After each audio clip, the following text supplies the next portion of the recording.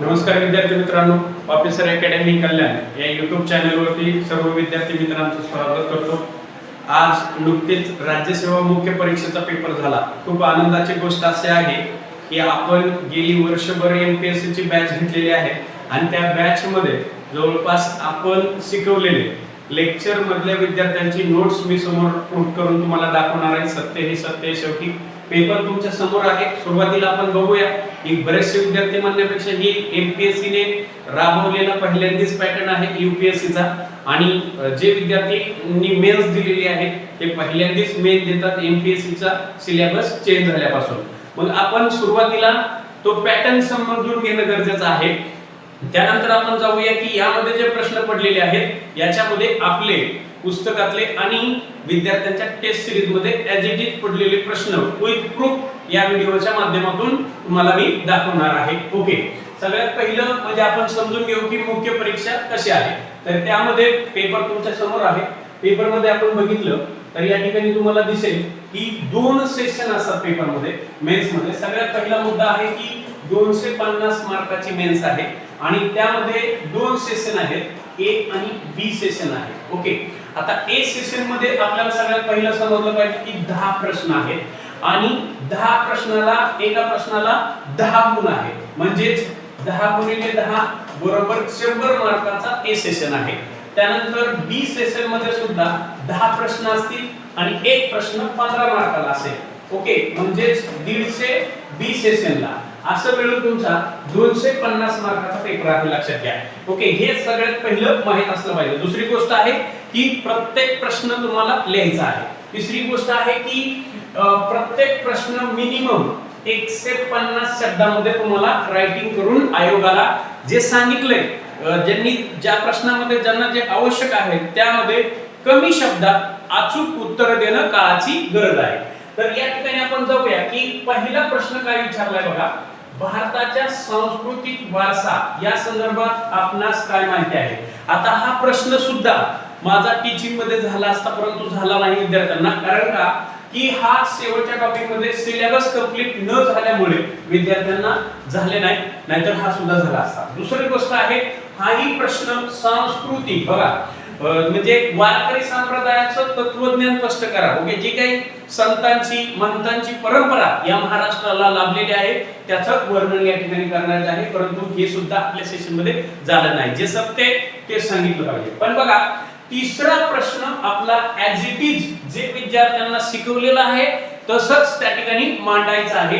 या ठिकाणी विचारले 1914 ते 1947 या काळातील कामगार चळवळीचा आढावा तुम्हाला घ्यायचा आहे। बघा आयोगाने काय विचारलंय 1914, हे सगळ्यात महत्त्वाची गोष्ट आहे, कारण का कामगार चळवळीमध्ये जर तुम्ही लिहायला गेला तर खूप सारं लिहू शकता, म्हणजे एक एसे टाइप मध्ये का, कारण कामगार चळवळी जर आपण सुरुवात बघितली, बेसिक गोष्ट आपल्याला माहित असली पाहिजे, टप्प्यामध्ये लिहू शकता की 1775 साली कामगार चळवळीची सुरुवात झाली।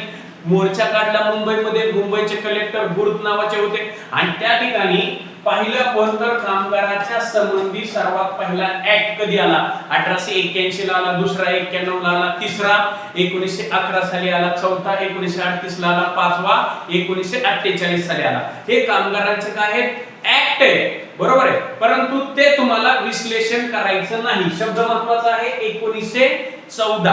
मग आता 1914 आणि कामगारांचा संबंध म्हटलं की आपल्याला आठवलं पाहिजे की 14 पासून काय आहे, तर वेगवेगळ्या संस्था, सोशल सर्व्हिस लीग, तो ही 1909 चा आहे। ओके, मग आपल्याला या ठिकाणी वर्णन करताना सगळ्यात महत्त्वाची गोष्ट आहे ते 1920 साली आयटेक नावाची संघटना स्थापन केली मुंबईमध्ये नारायण मल्हार जोशी यांनी, ज्यांना आपण नाम जोशी असं म्हणतो, आणि त्याचं पहिलं अधिवेशन मुंबईमध्ये भरलं। लाला लजपत राय त्याचे अध्यक्ष होते। त्यानंतर वेगवेगळ्या ठिकाणी अधिवेशन झाले, पंडित जवाहरलाल नेहरू, नेताजी सुभाषचंद्र बोस, ओके, सरोजिनी नायडू यांनी अध्यक्षपद भूषवलं, याचं वर्णन। त्याच्यानंतर तुम्हाला वेगवेगळ्या चळवळी ज्या आहेत त्या महाराष्ट्रापर्यंत कामगारांच्या आणायच्या आहेत। आता या ठिकाणी आपण बघू शकतो की क्विक प्रूफ आपण जे शिकवलेलं आहे लेक्चर मध्ये ते या ठिकाणी तुम्हाला सांगायचे की आपले जे प्रश्न आहेत ते प्रश्न कशा पद्धतीने या ठिकाणी आलेले आहेत। बघा आता इथे ऍक्ट आहे दिलेले नोट्स मध्ये. ओके, चळवळी त्यानंतर उपस्थित कोण होतं, आता इथे 1914 पासून दिलेलं आहे. म्हणजेच या ठिकाणी बघू शकता की वेगवेगळे सभासद, खानदेशामध्ये नारायण मेघाजी लोखंडे यांनी केलेलं काम असेल. ओके, त्यानंतर या ठिकाणी कायदे आहेत बघा, वेगवेगळे ऍक्ट. ओके, हे जे प्रश्न आहेत हे प्रश्न ऍज इट इज जे तुम्हाला प्रश्न पडलेला आहे तो ऍज इट इज विद्यार्थ्यांना काय केलेला आहे, मी शिकवलेला आहे विथ प्रूफ. आता हे नोट्स मध्ये सुद्धा आहे. ओके, त्यानंतर या ठिकाणी बघू शकता 1938 चा बालमजुरीचा कायदा, 1948 चा फॅक्टरी ऍक्ट, त्यानंतर नारायण मेघाजी लोखंडे यांनी केलेलं काम असेल आणि नारायण मल्हार जोशी यांनी केलेलं कार्य आहे, याचं वर्णन तुम्हाला त्या ठिकाणी करणं गरजेचं आहे. ओके, आता या ठिकाणी दुसरा प्रश्न आपण बघूया. दुसरा प्रश्न काय आहे बघा, 1946 च्या भारतीय नौदलाच्या नाविक उठावासंबंधी आपणास काय माहिती, हा प्रश्न आपण आपल्या नोट्स मधनं किंवा आपल्या लेक्चर सिरीज मध्ये झाला नाही. जे सत्य ते सत्य. आता पाचवा प्रश्न, सविनय कायदेभंग चळवळीचे महत्त्व स्पष्ट करा. हा प्रश्न मी विद्यार्थ्यांना ऍज इट इज शिकवलेला आहे. 1930 साली महात्मा गांधींनी चळवळ चालू केली. का चालू केली, मी कर लावलेला होता. त्या कराच्या माध्यमातून ब्रिटिश सरकारला जवळपास 6,40,00,000 रुपये मिळायचे आणि तो मोर्चा काढला दांडी टू साबरमती. ओके, मग दांडी मोर्चा म्हणून ओळखलं जातं. त्यानंतर त्या ठिकाणी 78 अनुयायी सहभागी झाले. आता विथ प्रूफ याचं सगळं विश्लेषण सुद्धा आपल्या विद्यार्थ्यांच्या नोट्स मध्ये दिलेलं आहे. हे सुद्धा आपल्याला सविनय कायदेभंग चळवळ आपल्या नोट्स मध्ये पडलेले आहे. Okay, as it is. त्यानंतर दुसरा प्रश्न आहे, स्वातंत्र्योत्तर काळात भाषावार प्रांत रचनेविषयी आपणास काय माहिती आहे.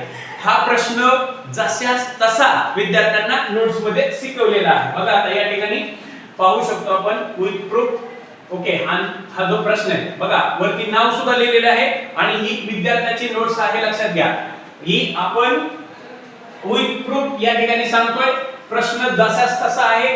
स्वातंत्र्योत्तर काळातील भाषावार प्रांत रचना याविषयी माहिती. बघा, प्रश्न कसा आहे, जसं मी शिकवलंय त्याच पद्धतीने पेपर मध्ये तुम्हाला लिहायचं. या ठिकाणी बघा, भारताला 1947 स्वातंत्र्य मिळालं. त्याच्यानंतर सांस्कृतिक, भाषा, प्रादेशिक ओळख याच्या वेळी विभागन करण्यात आली आणि त्यानुसार भाषावार प्रांताच्या रचना करण्यात आली. आता या ठिकाणी तुम्हाला सांगायचंय पहिला मुद्दा, ज्यावेळेस रायटिंग कराल त्यावेळेस की भाषावार प्रांताची गरज काय आहे. बघा, मी शिकवताना सांगितले भाषिक एकात्मता निर्माण करणं, समान भाषेच्या येत्यावकमती लोकांची एकसूत्रता आणणं, प्रशासन सुलभ चालणं, हे ऍज इट इज. त्यानंतर लोकशाही बळकट करणं, ठीक आहे, सांस्कृतिक जतन करणं ही मुख्य कारणे. त्यानंतर काहींनी विरोध सुद्धा केला, ते सुद्धा सांगायचंय. आणि त्यानंतर सगळ्यात महत्त्वाची गोष्ट आहे की भाषावार प्रांतासाठी सगळ्यात पहिला आयोग कोणता नियुक्त केलाय शासनाने, दार आयोग नियुक्त केलेला आहे. ठीक आहे, त्याने सांगितलं की भाषावार प्रांताची रचना आताच करू शकत नाही. त्याच्यानंतर दुसरा आयोग नियुक्त केला. या ठिकाणी बघू शकतो आपण दुसरा आयोग नियुक्त केला, कोणता रे, जेवीपीडी समिती, जवाहरलाल नेहरू, सरदार वल्लभभाई पटेल आणि पट्टाभी सीतारामय्या यांची समिती. त्यानंतर आंध्र प्रदेश राज्याची निर्मिती. त्यानंतर राज्य पुनर्रचना आयोग, त्याचे अध्यक्ष फाजल अली. याचं सगळं विश्लेषण अशा पद्धतीने तुम्हाला करायचं आहे. जो प्रश्न मी ऍज इट इज पोरांना शिकवलेला आहे. खूप सोपा आणि साधा प्रश्न आहे. त्याचं वर्णन पूर्णपणे या ठिकाणी दिलेलं आहे. खूप सोपा ही प्रश्न आहे परीक्षेच्या दृष्टीने आपण बघितलं तर. ठीक आहे, यानंतर बघूया आपण. आता हाही प्रश्न तुम्हाला शिकवलेला आहे, परंतु तो प्रश्न कसा लिहायचा बघा. भारतातील मुंबई एक औद्योगिक आणि आर्थिक दृष्ट्या विकसित शहर आहे, याचं कारण बघू. सगळ्यात पहिला मुद्दा औद्योगिक म्हणजे इंडस्ट्रियल. दुसरा आहे आर्थिक दृष्ट्या. का? कारण मुंबई एक नैसर्गिक बंदर आहे. त्या ठिकाणी आंतरराष्ट्रीय 50% वा 25% वाहतूक होते आणि म्हणून ते आर्थिक दृष्ट्या सक्षम आहे. भारताचं त्याला मॅनचेस्टर म्हटलं जातं. ओके, एक शहराची ओळख आहे. भारत देशाचा उल्लेख करता ब्रिटिश राज्य करत असताना सुद्धा भारत देशात 3 जे प्रांत होते, 3 जी शहर होती, त्याकडे ब्रिटिशांनी विशेष लक्ष दिलं. त्यामध्ये नंबर 1 कलकत्ता, नंबर 2 मुंबई आणि नंबर 3 मद्रास. येणाऱ्या काळात कधीही लक्षात ठेवा विद्यार्थ्यांनो, मुंबई, कलकत्ता आणि मद्रास या शहरावरती तुम्हाला डेफिनेट क्वेश्चन विचारलाच जाणार. ओके, त्यामध्ये कलकत्त्यामध्ये प्रश्न विचारला जाईल. 1911 पर्यंत राजधानी होती, त्यानंतर ट्रान्सफर केली दिल्लीला.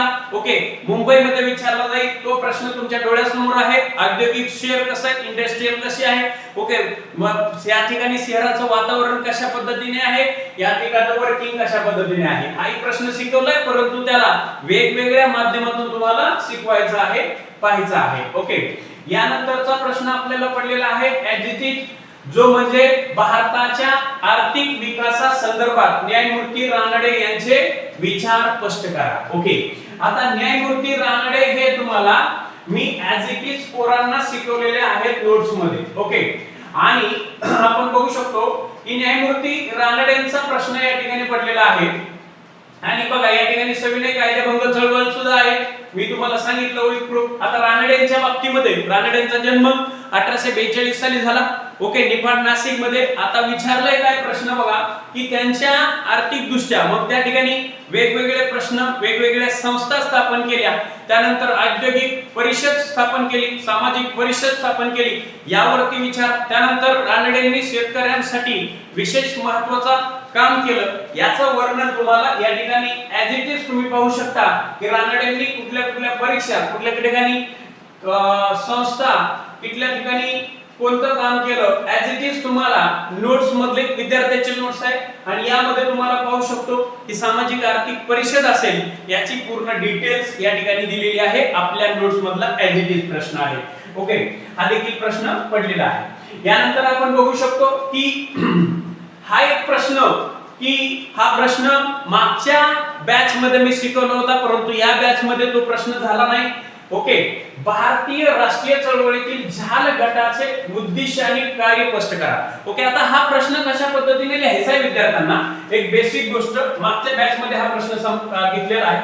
सगळ्यात महत्त्वाचं म्हणजे 1885 ते 1905 हा जो घटक आहे याला मवाळ गट असं म्हणतात. येणाऱ्या काळात, येणाऱ्या परीक्षेत ज्यावेळेस तुम्ही परीक्षा द्याल त्यावेळेस हा प्रश्न सुद्धा पडेल, मवाळ गटाचं कार्य स्पष्ट करा. मी विद्यार्थ्यांना लेक्चर झाल्यानंतर एक प्रश्न देतो, तर मवाळ गटांचे कार्य. आता पडला काय बघा, भारतीय चळवळीतील झाल गट, म्हणजेच त्याचा 1905 ते 1920 या गटाला आपण झाल गट म्हणून ओळखतो.